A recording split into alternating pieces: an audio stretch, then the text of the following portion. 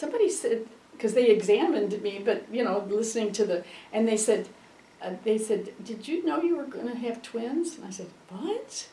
And they said, well, I don't know. We hear 2 heartbeats or something like that. So when I was getting on the delivery table, I said, they told me that I was going to have twins. I said, I didn't know that. And they said, oh, okay. I said, well, we'll have to see. And so anyway, then I go into labor, and then Eric's born, and they said, well, let's see. Yep, there's another one. Well, I remember you telling me the story that when you had a contraction and the nurse was like, that she could see the 2 babies when you're... Oh, she could see it. Is that what it was? Well, Yeah. see, I didn't remember that part. Yeah. Okay, yeah. That must have been. That's she's right. Like, you're having twins. And you're like, no, I'm not. And then she's like, yes, you are. Yeah. I mean, that was unbelievable. And then we thought, what do we do? Yeah. But luckily, I was breastfeeding him, so I didn't have all that to worry about, One on each side. Yeah, I could do one on each side if I needed to. That was a little awkward, though, but I don't think I did that very often, did I? I don't know. I don't know. I just remember you saying you had one on each side, and you prop the pillows up, and you go one on each side. That didn't happen very often, though. And I don't know, poor thing, she was only her and Peter, and then all of a sudden there's 2 more babies. That was an adjustment. Another memorable delivery was your youngest, born on January 1st. And you were getting ready to go to a New Year's Eve party. Oh, that's right, yeah. All dressed up, ready to go. And then she said, you're not going. Was she early or? No, I'm surprised you were headed out to a party if it was that close to your due date. She probably was it was close, but I mean, it wasn't. I mean, I thought it was like the 5th or something. She was January 5th. Okay. But I mean, I wasn't having any problems or anything, so we were going to go out for New Year's Eve. Right. But it didn't happen. Besides your 6th. What? She was your 6th. Yeah. But we got a TV out of it. That was a good thing. Nice. How did we do that? Because she was the first baby born in Springfield. So we got a TV because of yeah, we got a TV How did I because... forget that? Oh, gosh. Oh, my we gosh. Today No. they get all kinds of great stuff. Oh, but, yeah. I think I probably got a lot of other stuff like that, too, though. Right? Yeah. Oh. Oh. Did you have that? No, I was just thinking, I'm sure that from theater up through until after Teresa was born, that you guys probably, I mean, there was so much going on at the house that there wasn't maybe that much social stuff going on, but Teresa's told me that she even remembers in the 70s, you guys would have friends over and play cards and or play games of some sort or whatever. Yeah. Who were some of those people that you guys had over, and did you guys play cards? Is that what you did? Yeah, we belonged to a bridge club. I think it was through church, maybe. I'm not sure if that's what it was. It seemed like we belonged to, maybe we didn't. Maybe that was me. It was you. Yeah. That was just It was me. just you. That wasn't Dad and I. We didn't. We just had a group of people that liked to play cards. Purcell's was one of them. And then Bob and Alice, after we made Marriage Encounter. And just some of our friends we would play cards with once in a while. It wasn't real often, but, we would do that. And then after we made Marriage Encounter, of course, were you still at home when we made Marriage Encounter? Yeah. And we got pretty busy into that, and we were gone a lot. In fact, I got a little concerned that maybe we were too involved in it, but we had to give weekends then eventually. And so sometimes we would travel with you kids, wouldn't we sometimes? We'd take them with us if we had to go to Kansas City to give a weekend, and they'd stay with people while we gave the weekend, And so that went on. Speaking of traveling, do you remember the station wagons that we've been throughout the years? Yes. And back then we didn't wear seatbelts, and so we would just flop back and forth. Back and forth. Oh, it was crazy. Absolutely crazy. And then I guess you must remember the famous fart spray. Oh, yes. Fart spray. My dad had air freshener in the car, and so that ended up being the fart spray. I forgot And of course, the time we left Teresa at the gas station. Oh, that's right. Oh, that's another story I forgot too. Left her at the gas station. Oh, that was, oh, my stomach got just now knotted up again. It was my fault, because I was probably supposed to be taking care of her, and I just left her in there. Oh my gosh, I'll never, I couldn't wait to get back to that thing. I thought, my God, what if she's not there, you know? Oh, that was really weird. Scarred for life. Sorry. 1937. And we lived in a big house on Lotus, and my grandpa lived with us then too. Well, I don't know if he lived when I was born, but I mean, as I grew up as a little girl, he had a room up in the front of the house. It was a big house, and he lived. Whose father? My mom's. I mean, grandma's. Your grandma's father, Eugene Gastori was his name. He's as sweet as just a doll. And he lived with us until he died. He died there at the house, and then I remember when Judy was born, and I remember the house really well. I loved that house. I hated the house when we moved to St. Anne's because it was a much smaller house, and I always thought about that house. And one of the neatest things about the house was there was a living room and a dining room, and then I'm sure I told you this story before, and it had a sliding wooden doors. Oh, I loved those when I was a little kid because I played like they were the elevators in the department stores, you know, downtown department stores. And so I would, you know, and they had people that actually manipulated the elevator doors, and they would talk. I mean, they didn't have the way they are mechanized or anything like now.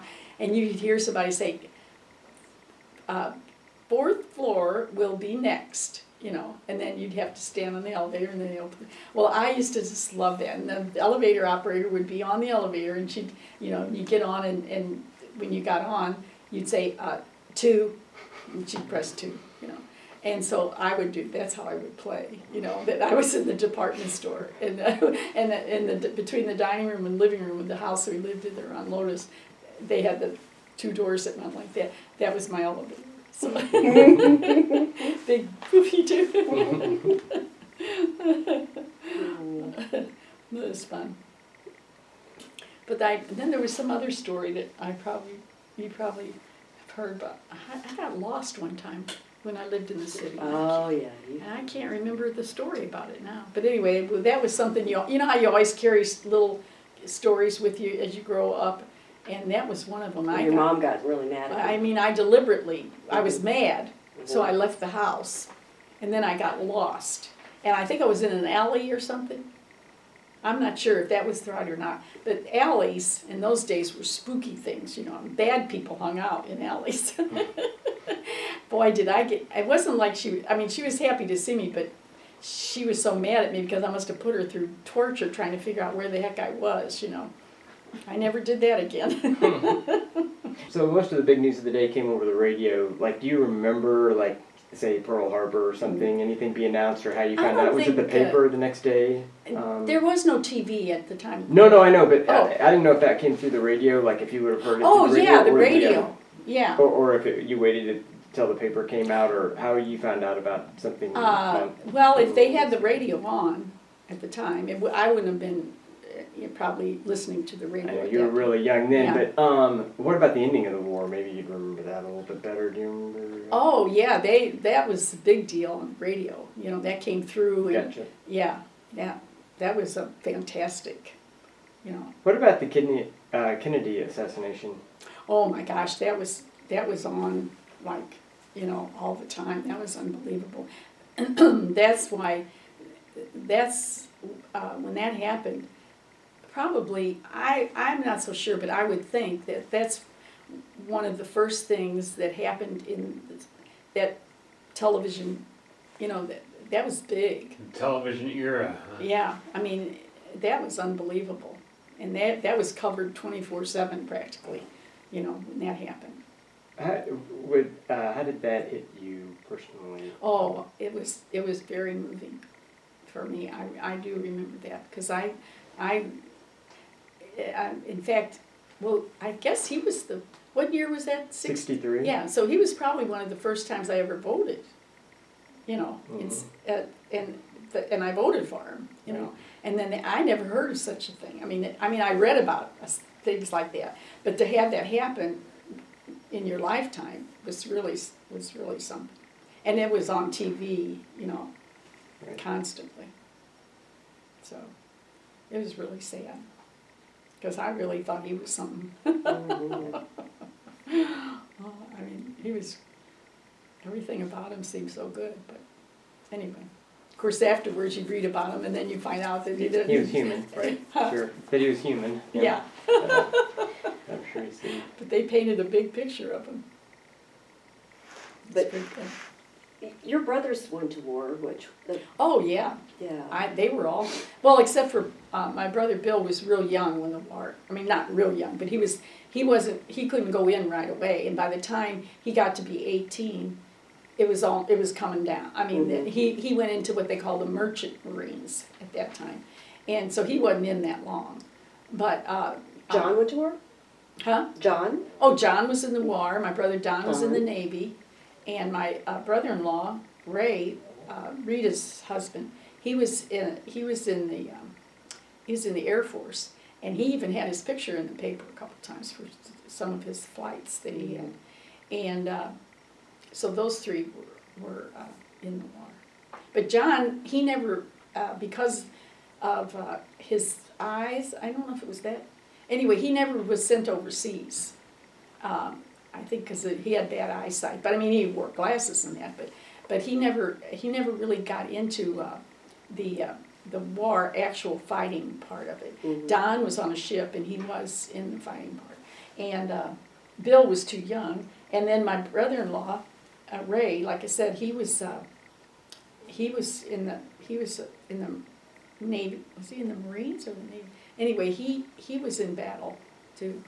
My sister Rita's husband, Aunt Rita's husband, and I think he even got a medal or something too. But anyway, and they'd write letters, you know, to my mom all the time. But every time I'd see, and they had so many things about the war and that. But the only thing is, John never went overseas because, like I said, he wouldn't be able to go. So I mean, I knew he was in the Army, but my brother Don, and actually. He didn't, by the time he got in the Navy, the war was beginning to wind down. So when he did get sent over, he wasn't really in the actual fighting part of it. But like I said, my brother-in-law, Ray, he was in it. And that was what was scary because we knew that he was, you know, on those ships and stuff like that. And it was just, it's kind of, you know, but we weren't, fortunately, nothing ever bad happened. Everything was about World War II. And we had to do without things, you know, a lot of things because of the war. So. Saving aluminum? Hmm? Is that why we always had to save aluminum foil? I don't think we even had aluminum foil then. I don't No, know. but when we were kids, Yeah. we always had to save the aluminum foil. There was a lot of rationing and stuff, though, right? Oh, during the war? Mm-hmm. Oh, yeah. Like Yeah. sugar, or what was it? Yeah. I can't remember all the things because I was, you know, Right. You were I pretty was young. pretty at that young. time. Yep. But I do know because and you had stamps, you had ration stamps, so that you can't go in and buy 2 5-pound cans of sugar or something if you wanted to, even if you wanted to, you know, you only could get, if you had to have a stamp to buy certain things, and then you couldn't buy it otherwise. So that's how they kept it under control, you know, so, because they needed all of it like that. And I guess because it was the war, the manufacturing wasn't a lot done for the local, you know, we had to do without stuff because they had to use all their help to make the factories to make the war, you know, the ammunition and stuff like that. So it was a lot of difference for that too. You know, we had to, I was pretty young, so I don't remember a lot of this stuff, but I do remember that it seemed like people were under restrictions because of the war, because everything had to go into the financing of the war. and so there were certain things just weren't available.